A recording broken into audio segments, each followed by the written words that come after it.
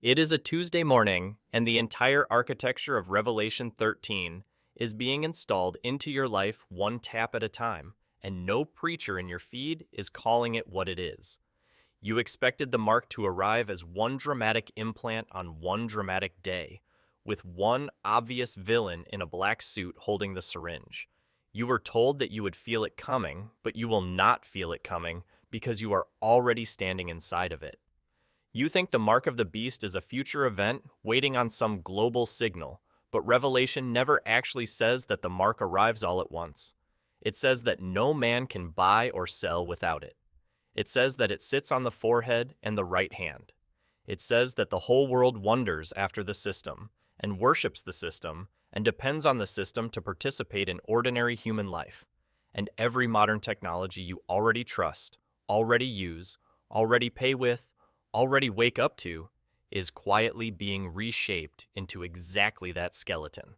This warning is not about a microchip in some distant future, but about an architecture already standing in the present. And the architecture is already up. The scan. It is 6 in the morning at an international airport, and a woman in a gray hoodie holds her face up to a small black camera mounted at the boarding bridge. The camera blinks one time. The gate slides open for her, and she walks through without reaching for a wallet or a passport or any piece of plastic. She walks straight onto the plane carrying nothing, because her face was the ticket, the boarding pass, and the proof of who she said she was. She smiles, because the line behind her is jealous of how fast she just moved through. Revelation 13, verse 16, says that the beast system causes all, both small and great, both rich and poor, both free and bond, to receive a mark in their right hand or in their foreheads. The forehead, the face, the physical body itself, turned into the credential for every ordinary act of human life. John was shown a future where your physical body becomes the password, and we built that future inside one generation, and we called it convenience, and we trained billions of people to volunteer for it without a single fight. How many times this week did you trade your face for 2 seconds of speed at a checkout, at a phone, at a door, at a gate? How many times did you unlock something with your eyes, your fingerprint, your voice, your walk, and never once consider that you were teaching a global system to recognize you without your name attached? You are training the entire world to identify you without your name and without your consent. And that is the exact architecture that John warned the early church to refuse at the cost of their lives. But there is already a name written on you that no scanner on earth can read, and no database that has ever existed has the authority to revoke that name from the book. Jesus paid for that name on a Roman cross at 3 in the afternoon, and he paid the full price in his own blood. The empty tomb is the receipt that the transaction has already cleared in full.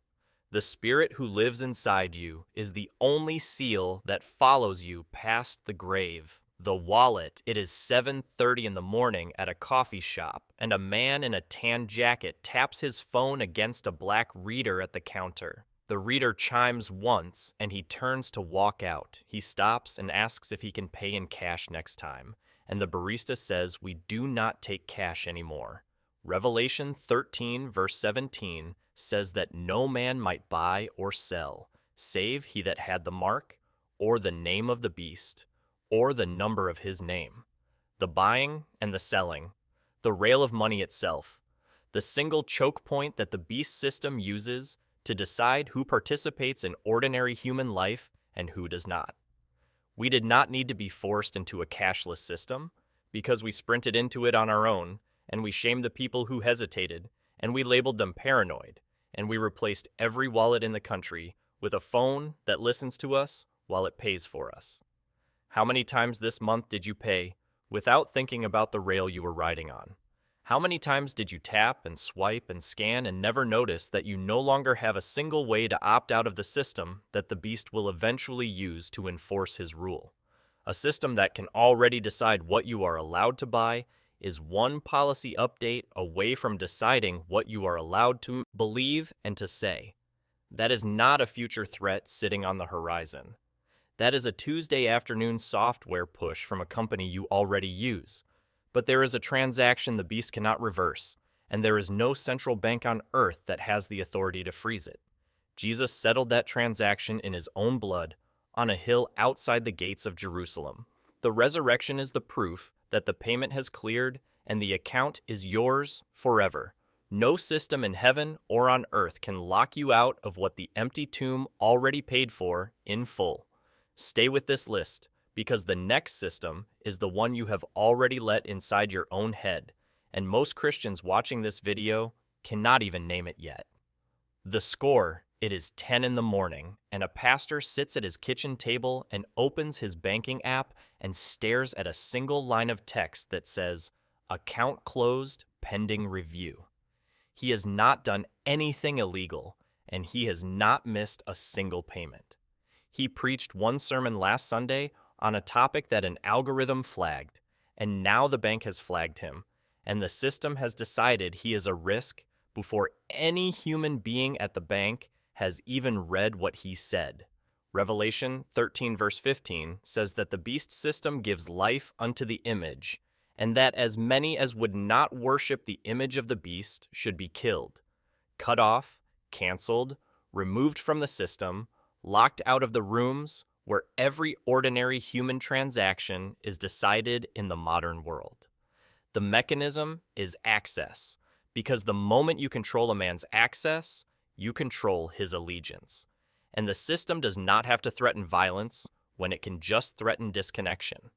How often have you softened what you posted and edited what you said and hidden what you actually believed because you knew the system was watching and you knew that one wrong sentence could cost you your job, your platform, your account, and your bank? How often have you worshipped the image with your silence and called your silence wisdom? The mark of the beast does not need to be visible if your fear of losing the score is already doing the marking on its behalf. But there is a record being kept by the only judge whose ruling is final and whose verdict is never overturned. Jesus took the worst entry in your file all the way to the cross, and he nailed it to the wood, and he left it there in the dirt. The empty tomb means the case against you is closed in the only courtroom that decides where you spend forever. No system on earth can ever reopen what the resurrection has already shut. The feed: it is 6:15 in the morning, and a teenage girl reaches across her pillow before her feet hit the floor, and she taps a glowing rectangle, and a stranger in a video starts telling her who she is supposed to be today. The first voice she hears is not her mother, and it is not her father, and it is definitely not the Lord she said she loved last night. The first voice she hears is an algorithm that has been studying her for 6 straight years, and it knows her better than her own family does. The forehead in Revelation 13 is the seat of thought and identity, and what you actually believe about yourself when no one is watching, and the beast system claims that ground first because everything else falls once the forehead is taken. We did not have to be forced to surrender our minds, because we handed them over for free. Every morning, before our coffee, before our prayers, before our first conscious thought. How many of your opinions this year were actually chosen for you by a feed you did not curate? And how confidently do you still call those opinions your own? How many of your fears were planted by a stranger, and how many of your desires were manufactured by a machine that profits when you are not satisfied? If something else is shaping your forehead before the Spirit gets a single word in, you are already wearing a mark. You just have not opened the manual. But there is one voice the algorithm cannot drown out, and there is no platform on earth that has the authority to throttle him out of your life. Jesus is alive, and he sent his Spirit to live inside the people who belong to him.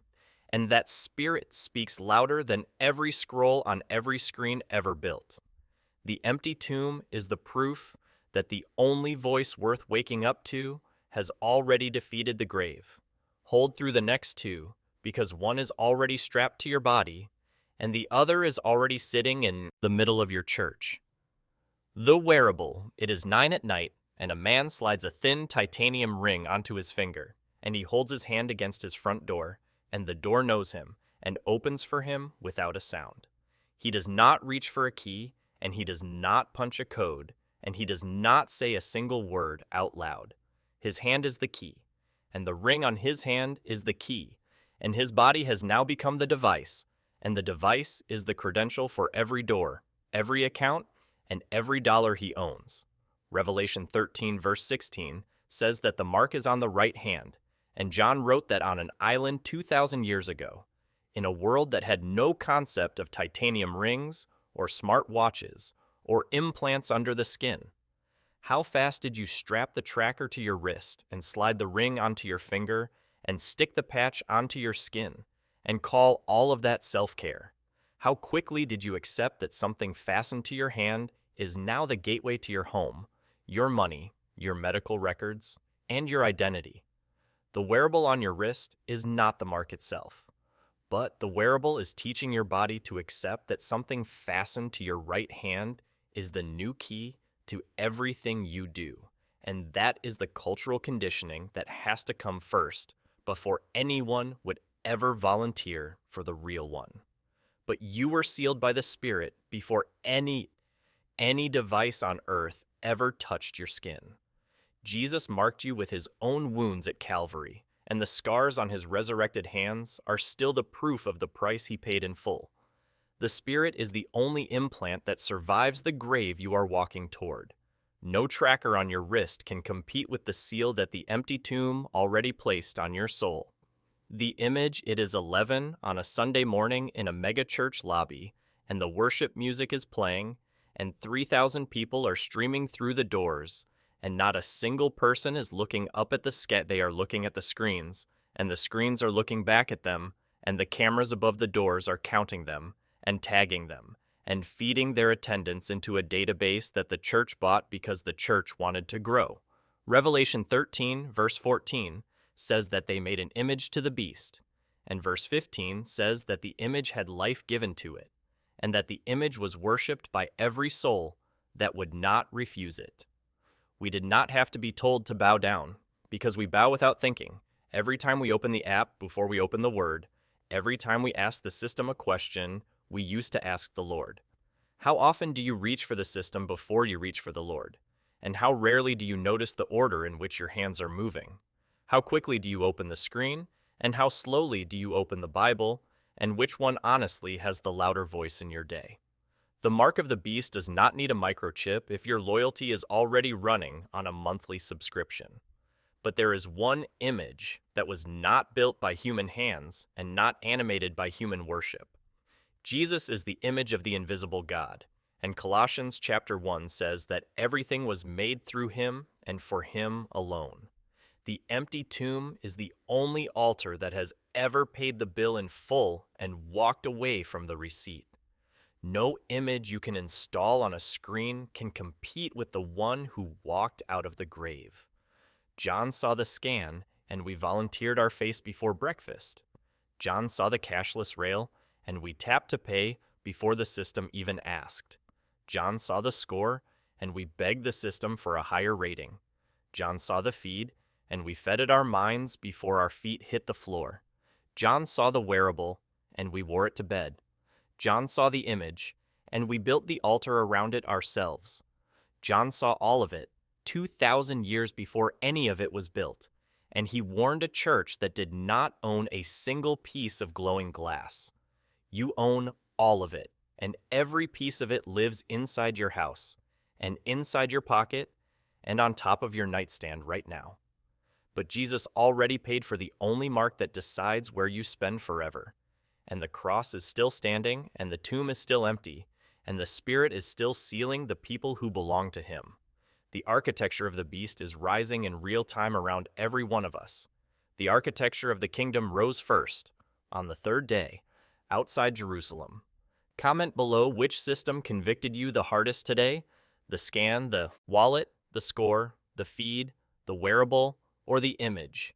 And be honest, because no algorithm sees that comment the way the Lord does. Subscribe to this channel so the next warning reaches you before the system reaches you first. The cross of Christ is still standing. The tomb of Christ is still empty. You are not too far gone for the one who walked out.